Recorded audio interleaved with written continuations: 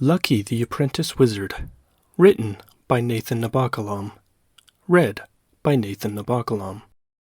In the land of Treinad, there is a very strange and wonderful race called gnomes.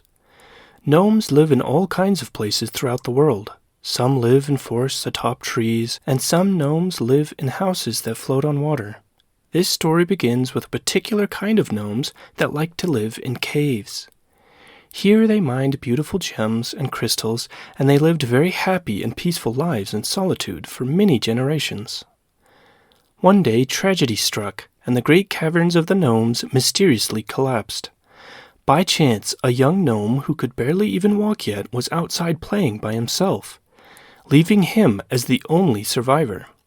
At that very moment, a wizard named Fendemil, who was very familiar with the gnomes, was coming to visit a friend. With great sorrow, he discovered the collapsed cave, and soon after he found the young gnome. So he took the young boy and raised him as his own. The wizard named him Lucky because he must have been very lucky to have survived such a catastrophe, and even more lucky to be found by a wizard. Fendemil raised Lucky with love and care, and when he reached the age of 10, he began training him to learn magic. Lucky was a good student. He memorized many of the verbal commands for spells and could write many runes.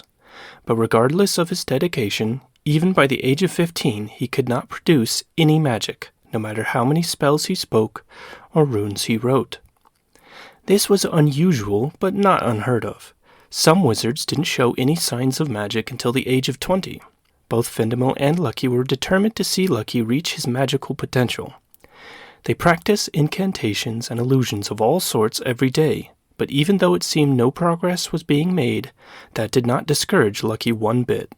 On Lucky's 16th birthday, neither of them actually knew his real birthday, so they celebrated on the day Fendemil found Lucky. Fendemil told Lucky about a coming-of-age tradition among wizards. "Lucky, I think it is time for you to undergo a type of trial," said Fendemil. "Normally this trial is for a wizard who has just learned how to use some of their innate magical abilities, or help awaken them. Now follow me." The wizard brought Lucky to a large tree stump, and then mindfully placed 8 strange items in a circle on top of the stump. Lucky looked at the items with a confused expression. The items were as follows: a large green leaf, a beautiful pearl, a lantern, a long feather, a hand mirror, a purple crystal, a pendant with a spider engraved on it, and a strange-looking key. "What are these? Why are you showing them to me?" asked Lucky. "Each of these items that I have placed before you have some type of magical importance, and each one represents a challenge to overcome. You must choose one to find out where it came from and of what magical importance it has," said Fendemil. Lucky looked at the items again with wonder. "Is there anything you can tell me about them to help me make my choice?" "No, I cannot. Every wizard, nay, every living being must choose their own path and follow it, even if they do not know where it leads.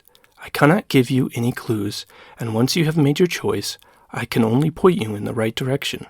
Lucky sat for some time contemplating and thinking about how this would be his first adventure on his own. So he wanted to make the right choice. He looked at all the items repeatedly. He wondered how a feather could be magical in any way and decided that it was not a good choice and put it aside. The spider pendant could have been magical, but Lucky disliked spiders and creepy, crawly things, so he put it with the feather.